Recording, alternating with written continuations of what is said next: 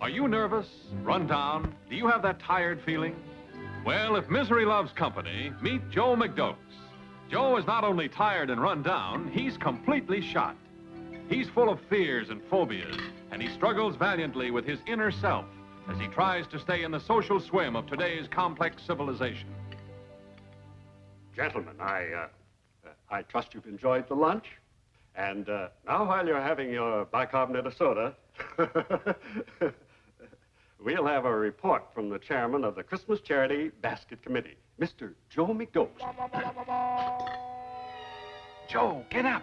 You know you're not prepared, but you can't just sit there. Go on, get on your feet. Oh. I'd like to thank our president, our very able president, Mr. Fuller, for, which reminds me of the story.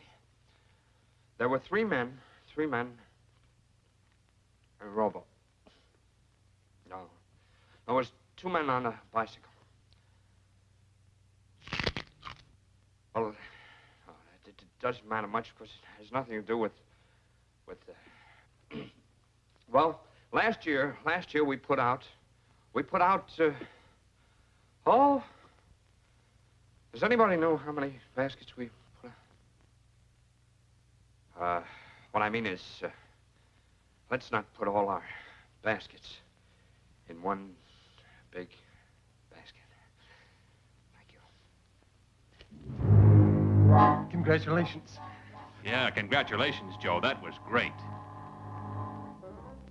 It's things like this that continually gnaw at Joe's thin, worn nervous system. He's frustrated, has gastric ulcers, and always feels guilty and inferior. Not only that, Joe is the victim of the split personality. For example, here comes Homer Hotbox to divide Joe into two different persons. Say, kiddo, George Blivens is celebrating his 20th anniversary with the office, you understand? And the boys thought it'd be kind of a nice gesture if we all chipped in and bought him a watch or something like that. Blivens? Blivens, that cheap piker. What'd he ever do for anybody else? Huh. How about it, Joe? Put you down for 5? 5 he wants. But he's only tossing in $1, that cheapskate. And why doesn't he get rid of that tie he's worn it every day for a year? You know, Jonesy and Cooley came in for a 10-spot apiece. Kiddo. Kiddo. If he calls me kiddo again, I'll bust him. So help me, I'll grab him by that necktie and... Sure, Homer. You know you can depend on me. If it's for old George, I'm all for it. Great guy, George. Wonderful kid. Here. Why am I always doing things like that? Still another major problem is Joe's girl fear. In this instance, brought on by Miss Bessie Backspace. Mr. McDokes, can you help me with this old complicated home office report? You're so quick. Joe is scared to death, a hopeless victim of his repressed desires. Every instinct tells Joe to take Bessie in his arms and kiss her passionately. But Joe hasn't yet got around to surrendering to instincts, so he goes right on being repressed. Oh, gee, thanks, Mr. McDokes. Thanks an awful lot. You're so quick with figures. Quick with figures. You quick, Joe? You're about as quick as ice-cold molasses. You've been itching for a date with Bessie for months. Well, here she is. Don't be a coward. Ask her what she's doing tonight. Miss Backspace. Yes? I was thinking, that is, if you're not too busy, a lot of people do it. Yes. Go on. Well, I was thinking, that is what I was thinking. You'll have me thinking you were thinking in a minute. Well, I was thinking maybe you and I, not now, but maybe a year from now, or maybe, Don't forget about tonight, baby. What'll it be? Dancing or bowling? anything except chop suey. Love that necktie. Now, what was it you were thinking, Mr. McDope? Huh, McDoke's thinking, not kiddo. Huh. You want to watch that stuff, kiddo? You and your big ideas. But Joe's most deeply rooted psychic disturbance is a little condition known to the trade as boss fear. He trembles and perspires at the very sight of his employer. And when the boss doesn't say good morning, no telling what effect it can have. McDokes, come into my office. Immediately, Joe's nerve-wracked mind starts to work, and of course on the darkest side imaginable. Boss wants to see me. He didn't even say hello this morning. Must be about that account I lost. Oh, what's the use of going in there? He'll only fire me or send me to jail. I can't face it. I can't. Joe, pull yourself together, boy. You're going to pieces. You want to go out of your mind? You'd better see a doctor, Joe, right away. You're neurotic. Right. Yeah. I'm a nervous wreck. I need a doctor. I need a doctor. Did you see I'm a nervous wreck? I'm a nervous wreck. I need a doctor. Right away. What's the matter with McDokes? Doesn't he want that vacation this year? So you think you're neurotic, eh, Mr. McDokes? The most misunderstood word in the entire medical dictionary. Let's have a look at you. Are you worried about your hair falling out? No. Allergic? No. Maybe you go to the races too much. I never go. Probably just have a little inferiority complex. As a matter of fact, Doc, I thought so. Inferiority complex. Neurotic, my dear man. You're no more neurotic than I am. All you have to do is calm down. Calm down, that's all you have to do. Take it easy, Doc. See you. Just a moment. Now we've got to find out all about your phobias. Now tell me, does this room seem to be closing in on you? Now that you mention it, yes. I thought so. Claustrophobia. Now what about your fear of high places? High places? Yes.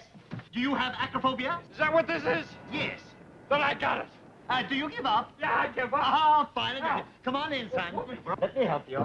Fine. Congratulations. I'm happy to tell you that your acrophobia is absolutely normal. Normal. Now, before we can rid you of your inferiority complex, we have to find out about your superiority complex. Oh, that's the trouble, Doc. I don't have one. Nonsense. Everybody has one. All we have to do is to find it. Now, you take a seat and be comfortable, and we'll let the dream analyzer go to work. Handy little gadget, the dream analyzer. Tells you things about yourself you wouldn't believe. Oh, maybe we better not. Tut. Miss Drake, now you take one of these pills, and in a jiffy, you'll be drifting off to dreamland. And then we'll take a peek at those dreams of yours. This is the part that I just love.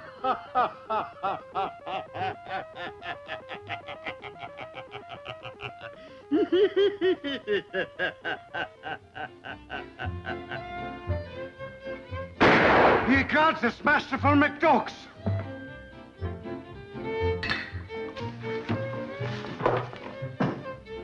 Whiskey. Whiskey? Whiskey!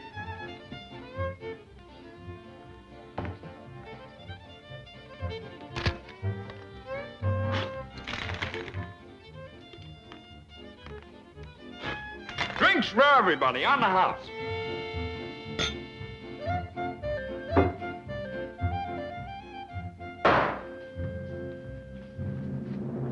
Ain't you drinking with me, stranger? I'm mighty particular who I drinks with, kiddo. Shouldn't ought to said that, stranger. You shouldn't ought to.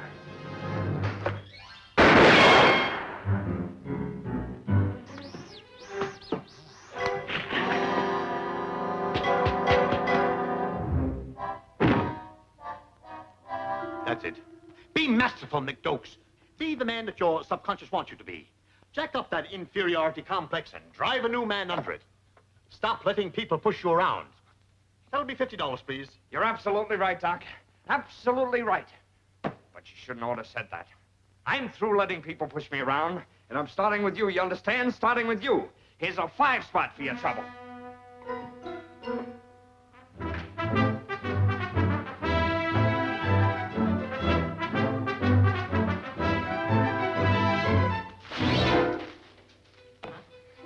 Say, Joe, are you feeling all right? Am I feeling all right? All right. I never felt better in my life, kiddo.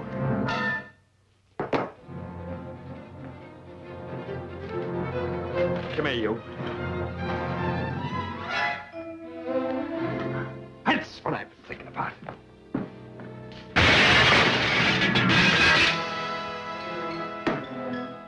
my terms, Hachi, old boy. $50 raise, junior partnership, and an office of my own. Get that? Yes, Joe. Of course. Anything you say. Tell him I'll pay him $3 million. Not a penny more, you understand? Not a penny more. Sign my name. Well, Joe, it looks like you got that private office. You're no longer neurotic? Then you're really masterful McDokes.